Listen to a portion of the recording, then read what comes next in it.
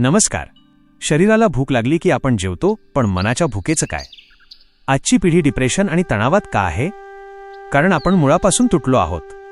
आजचा हा व्हिडिओ म्हणजे तुमच्या मनावर फुंकर घालणारा एक प्रयत्न आहे. संतांनी दिलेला हा डोस कडू वाटेल, पण तो तुमच्या भविष्यासाठी अमृतासारखा काम करेल. हा भक्तीचा प्रवास नाही, हे लाईफ मॅनेजमेंट आहे, जे शेकडो वर्षांपूर्वी लिहून ठेवलंय.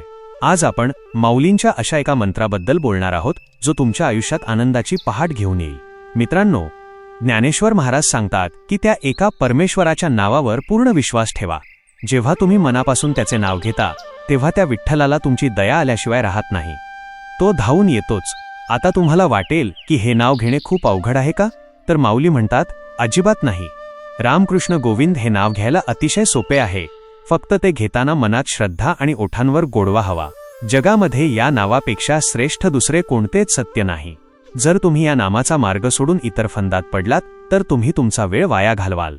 शेवटी माऊली सांगतात की मी स्वतः माझ्या अंतःकरणात ही नामाची माळ धरली आहे आणि मौन राहून सतत त्या श्रीहरीचे चिंतन करत आहे. जेव्हा आपण सतत रामकृष्ण गोविंद असा जप करतो, तेव्हा आपल्या मेंदूला शांतता मिळते, ताणतणाव कमी होऊन सकारात्मकता वाढते.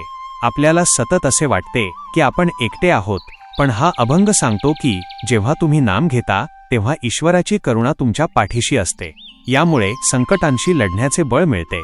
लोक अनेकदा शांती मिळवण्यासाठी कठीण योगासने किंवा लांबच्या प्रवासाला जातात, पण माऊली म्हणतात की हे नाव तर सोपे आहे. तुम्ही काम करता करता, प्रवास करताना सुद्धा हे नाव घेऊ शकता. नामाच्या जपाने माणसाचे विचार शुद्ध होतात. दुसऱ्याबद्दलचा राग आणि द्वेष कमी होतो, ज्यामुळे आपले सामाजिक आयुष्य सुद्धा सुखाचे होते. देव मिळवण्यासाठी आपल्याला डोंगरदऱ्यात जाण्याची गरज नाही. आपल्या रोजच्या कामात देवाला सामावून घेणे म्हणजे नामस्मरण होय. भक्ती म्हणजे केवळ कडक उपवास किंवा अवघड विधी नव्हे, तर साध्या आणि सोप्या शब्दांत देवाशी जोडले जाणे होय. जर तुम्ही दररोज फक्त 5 मिनिटे शांत बसून हा जप केला, तर तुम्हाला स्वतःला तुमच्या स्वभावात आणि आयुष्यात झालेला बदल जाणवेल. आयुष्याचा मार्ग सुकर करायचा असेल तर नामाचा हा हात कधीच सोडू नका. चला तर मग जाणून घेऊया या अभंगाचा भावार्थ विश्लेषण, सामाजिक संदेश व नैतिक धडा, वास्तविक जीवनातील उदाहरणासह.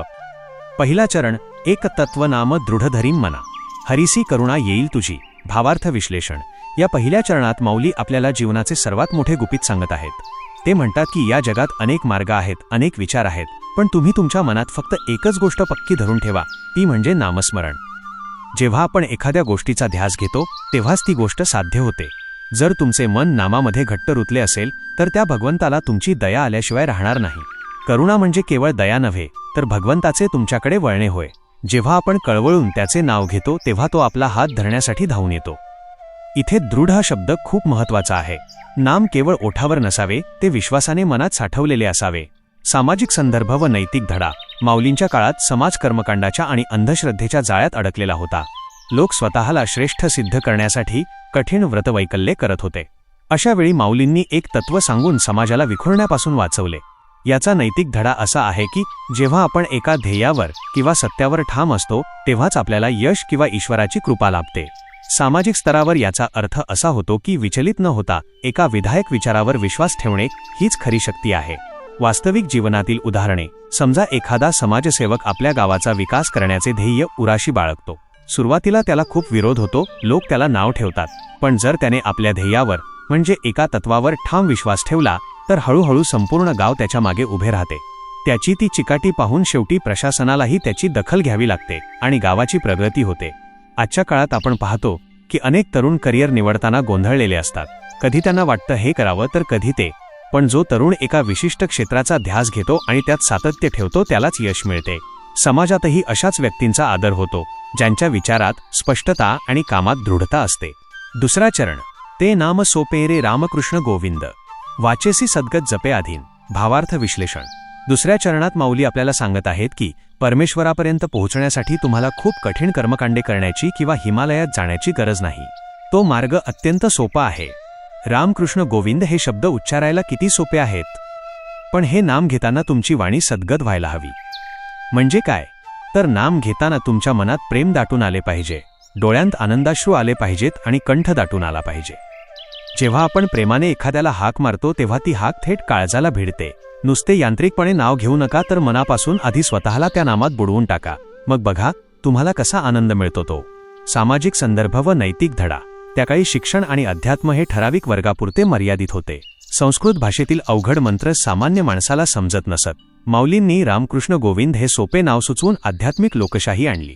याचा नैतिक धडा असा आहे की जीवनातल्या सर्वात मौल्यवान गोष्टी नेहमी साध्या आणि सर्वांना उपलब्ध असणाऱ्या स्वरूपात असतात. मोठेपण हे अवघड शब्दात नसून साध्या वागण्यात असते, हे संतांना समाजाला शिकवायचे होते. वास्तविक जीवनातील उदाहरणे. एखादा खूप मोठा डॉक्टर आहे, ज्याची फी सर्वसामान्यांना परवडणारी नाही. पण त्याच ठिकाणी असा एक डॉक्टर आहे जो अत्यंत साध्या भाषेत रुग्णांशी संवाद साधतो आणि कमी खर्चात उपचार करतो. समाजात सन्मान कोणाला मिळतो? जो साधेपणाने लोकांशी जोडला जातो त्यालाच. ज्ञानाचा वापर हा लोकांना घाबरवण्यासाठी नाही तर त्यांच्याशी संवाद साधण्यासाठी असावा, हेच यातून सिद्ध होते. सरकारी कार्यालयांमध्ये जेव्हा एखादा अधिकारी सर्वसामान्यांशी त्यांच्याच बोलीभाषेत बोलतो आणि क्लिष्ट नियम बाजूला ठेवून त्यांना मदत करतो, तेव्हा लोकांचा त्या व्यवस्थेवर विश्वास बसतो. कठीण गोष्टी सोप्या करून सांगणे हीच खरी समाजसेवा आहे, जो माऊलींनी या चरणातून सांगितली आहे. तिसरा चरण. नामा परतेन तत्व नाही रे अन्यथा. वायान आणि का पंथा जासील झणी. भावार्थ विश्लेषण. इथे माऊली आपल्याला प्रेमाने इशारा देत आहेत. ते म्हणतात, अरे माणसा, या नामाशिवाय दुसरे कोणतेही मोठे सत्य या जगात नाही. आपण अनेकदा इकडे तिकडे भटकतो, वेगवेगळ्या कठीण मार्गांचा अवलंब करतो, पण त्याने फक्त वेळ आणि शक्ती वाया जाते. माऊली बजावून सांगत आहेत की नामापरते म्हणजे नामापेक्षा श्रेष्ठ दुसरे काहीच नाही. जर तुम्ही नामाचा सोपा मार्ग सोडून इतर कठीण वाटा चोखळायला गेलात तर तुम्ही विनाकारण थकून जाल आणि तुमच्या हाती काहीच लागणार नाही. म्हणून उगाचच इतर फंदात न पडता सरळ आणि सोप्या नामस्मरणाच्या मार्गाला लागा. सामाजिक संदर्भ व नैतिक धडा. समाजात अनेकदा लोक शॉर्टकट शोधतात किंवा स्वतःला वेगळे दाखवण्यासाठी नको त्या मार्गाला लागतात. माऊली म्हणतात की इकडे तिकडे भटकण्यापेक्षा जे सत्य आणि सोपे आहे तिथेच थांबा. याचा नैतिक धडा हा आहे की नैतिकतेचा मार्ग सोडून भ्रष्ट मार्गाने गेल्यास केवळ वेळेचा आणि आयुष्याचा अपव्यय होतो. समाजात चुकीच्या प्रवृत्तींना बळी न पडता मूळ मानवी मूल्यांशी जोडलेले राहणे आवश्यक आहे. वास्तविक जीवनातील उदाहरणे. सध्याच्या काळात झटपट श्रीमंत होण्याच्या नादात अनेक लोक फसवणुकीच्या योजनांमध्ये पैसे गुंतवतात किंवा चुकीच्या मार्गाचा अवलंब करतात. अखेर त्यांचे नुकसानच होते आणि सामाजिक प्रतिष्ठाही जाते. त्याऐवजी जर त्यांनी प्रामाणिक कष्टाचा आणि नीतिमत्तेचा मार्ग धरला असता तर त्यांचे आयुष्य सुकर झाले असते. वायान आणि का पंथा म्हणजे अशा भ्रष्ट मार्गांपासून दूर राहण्याचा हा इशारा आहे. आरोग्याच्या बाबतीतही आपण पाहतो की लोक विचित्र डाएट किंवा औषधांच्या मागे लागतात, पण खरं तत्व म्हणजे साधे जेवण आणि नियमित व्यायाम हेच आहे. जे लोक हे मूळ तत्व सोडून फॅन्सी गोष्टींच्या मागे धावतात त्यांचे आरोग्य बिघडते. समाजातही जे लोक मूळ मूल्यांना धरून राहतात तेच शाश्वत प्रगती करतात. चौथा चरण. ज्ञानदेवा मौन जप माळ अंतरी. धरोनी श्रीहरी जपे सदान. भावार्थ विश्लेषण. शेवटच्या चरणात ज्ञानेश्वर महाराज स्वतःचे उदाहरण देऊन आपल्याला एक आदर्श पद्धत सांगत आहेत. ते म्हणतात की मी बाहेरून मौन धारण केले आहे, म्हणजे मी विनाकारण बडबड करत नाही, पण माझ्या अंतरात, माझ्या हृदयात नामस्मरणाची माळ सतत फिरत आहे. खरी भक्ती ही दाखवण्याची गोष्ट नाही, ती आतून अनुभवण्याची गोष्ट आहे. जप माळ अंतरी याचा अर्थ असा की श्वासागणिक भगवंताचे नाव मनात चालू असावे. जो माणूस अंतर्यामी श्रीहरीला धरून ठेवतो आणि त्याचे सतत चिंतन करतो तोच खऱ्या अर्थाने त्या परमात्म्याशी एकरूप होतो.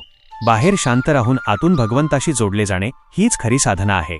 सामाजिक संदर्भ व नैतिक धडा. या चरणात माऊली मौन आणि अंतरी या शब्दांतून समाजाला एक गंभीर धडा देतात. समाजात केवळ दिखावा करणाऱ्यांची संख्या वाढली होती. संतांना सांगायचे होते की तुमची भक्ती किंवा तुमचे कार्य हे जगाला दाखवण्यासाठी नसावे, तर ते तुमच्या अंतरंगातून असावे. नैतिक धडा हा की जो माणूस स्वतःच्या मनावर ताबा मिळवतो आणि प्रसिद्धीच्या झोतात न राहता शांतपणे आपले काम करत राहतो तोच खरा समाज घडवतो. वास्तविक जीवनातील उदाहरणे. एखादी व्यक्ती जेव्हा दानधर्म करते तेव्हा ती सोशल मीडियावर त्याचे फोटो टाकून प्रसिद्धी मिळवण्याचा प्रयत्न करते. हे झाले दिखाऊ काम. पण एखादा असा व्यक्ती असतो जो कोणालाही न सांगता गरजू मुलांचे शिक्षण पूर्ण करतो किंवा अनाथालयाला मदत करतो. हे मौन सेवा कार्य समाजाला खरी दिशा देते. शांत राहून केलेले कार्य शब्दांपेक्षा जास्त प्रभावी असते. जेव्हा आपण वादविवादात अडकतो तेव्हा समोरच्याला उत्तर देऊन आपण स्वतःला श्रेष्ठ सिद्ध करण्याचा प्रयत्न करतो. पण अशा वेळी जो माणूस शांत राहून संयमाने वागतो तो त्या वादाचे रूपांतर समाधानात करू शकतो. कुटुंबात किंवा समाजात शांतता टिकवण्यासाठी स्वतःच्या आत डोकावणे आणि संयम बाळगणे हेच सर्वात मोठे सामर्थ्य आहे, असे माऊलींनी आपल्याला शिकवले आहे. हा संपूर्ण अभंग उदाहरणातून समजून घेऊ. समजा एखादा विद्यार्थी परीक्षेच्या तणावात आहे. त्याने कितीही पुस्तके वाचली तरी मन शांत नसेल तर त्याला काही आठवत नाही. पण जर त्याने मी एकटा नाही, ईश्वर माझ्यासोबत आहे या भावनेने काही वेळ शांत राहून नाम घेतले तर त्याचे मन स्थिर होते. ही स्थिरता म्हणजेच हरीची करुणा. जेव्हा आपण नामात तल्लीन होतो तेव्हा आजूबाजूच्या संकटांची तीव्रता कमी जाणवू लागते. हे नाम म्हणजे मनाचे पॅरासेटामॉल किंवा बॅकअप पॉवर आहे. आजच्या म्हणजेच सध्याच्या काळातील नवीन पिढीसाठी अभंगाचा संदेश त्यांच्या आधुनिक भाषेत. मित्रांनो, आजच्या जगात आपण मल्टीटास्किंग करतो, सतत नोटिफिकेशन्स चेक करतो आणि तरीही शेवटी बर्नआउट किंवा रिकामेपणा जाणवतो. ज्ञानेश्वर माऊली या अभंगातून आपल्याला एक मेंटल अँकर, मनाचा नांगर देत आहेत. तुमच्या भाषेत सांगायचे तर 1000 गोष्टींच्या मागे धावण्यापेक्षा एका ध्येयावर येथे नाम लक्ष केंद्रित करा. नाम म्हणजे तुमची इंटरनल पीस. जेव्हा बाहेरचा गोंधळ वाढतो तेव्हा हे नाव तुम्हाला सेंटर करायला मदत करते. अध्यात्म म्हणजे केस वाढवणे किंवा हिमालयात जाणे नाही. तुमच्या धावपळीच्या आयुष्यात, जिममध्ये असताना, बसमध्ये प्रवास करताना किंवा कोडिंग करताना मनातल्या मनात एक पॉझिटिव्ह व्हायब्रेशन, रामकृष्ण गोविंद निर्माण करणे एवढेच ते सोपे आहे. आजकाल माइंडफुलनेस आणि मेडिटेशनचे महागडे कोर्सेस विकले जातात. माऊली म्हणतात, त्या गुंतागुंतीच्या सबस्क्रिप्शनमध्ये जाण्यापेक्षा तुमची स्वदेशी पद्धत नाम वापरा. ती मोफत आहे आणि कधीही ऑफलाईन उपलब्ध आहे. बाहेर हेडफोन्स लावून गाणी ऐकताच, पण कधीतरी मनाची इंटरनल प्लेलिस्ट हे ऐका. तिथे श्रीहरीचे म्हणजेच शुद्ध ऊर्जेचे नाव चालू द्या. यामुळे तुमची डिसिजन मेकिंग क्षमता वाढेल आणि स्ट्रेस लेवल कमी होईल. नामस्मरण ही जुन्या लोकांची गोष्ट नसून ती तुमची मेंटल हेल्थ टूल आहे. एकदा ट्राय करून बघा, याचा रिझल्ट तुम्हाला तुमच्या शांततेत नक्कीच मिळेल. तुमच्यासाठी आजची कृती. या अभंगाचा सारांश इतकाच आहे की ईश्वराला प्राप्त करून घेण्यासाठी वाचन, ज्ञान किंवा कठीण कर्मापेक्षा भाव महत्त्वाचा आहे.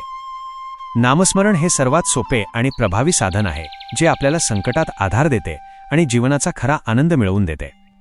आजपासून दिवसातील फक्त 5 मिनिटे पूर्ण शांत बसून डोळे मिटून आपल्या आवडत्या देवाचे नाव मनातल्या मनात जपायला सुरुवात करा.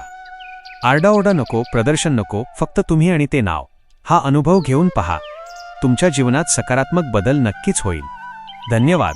हा अभंग आपल्याला शिकवतो की भक्ती म्हणजे खूप मोठे प्रदर्शन नाही, तर ते देवाशी जोडले गेलेले एक प्रेमाचे नाते आहे. जीवनातील दुःख, चिंता आणि भीती घालवायची असेल तर रामकृष्ण गोविंद हे नाम आपल्या श्वासाचा भाग बनवा. माऊलींचे हे शब्द आपल्या जीवनाचे सार्थक करणारे आहेत. फक्त विश्वासाने एक पाऊल टाका, तो हरी तुमच्यासाठी 1000 पावले धावून येईल. हीच या अभंगाची खरी शिकवण आणि ताकद आहे. विठ्ठलाच्या भक्तीचा मळा फुलवण्यासाठी भावार्थ संतवाणीचा हा छोटासा उपक्रम. संतांच्या या अमृतवाणीने आपले आयुष्य सुगंधी व्हावे हीच चरणी प्रार्थना. तुमचे प्रेम असेच राहू द्या. कमेंटमध्ये माऊली लिहून तुमची उपस्थिती नोंदवा. पुंडलिक वरदा हरी विठ्ठल. श्री ज्ञानदेव तुकाराम. पंढरीनाथ महाराज की जय.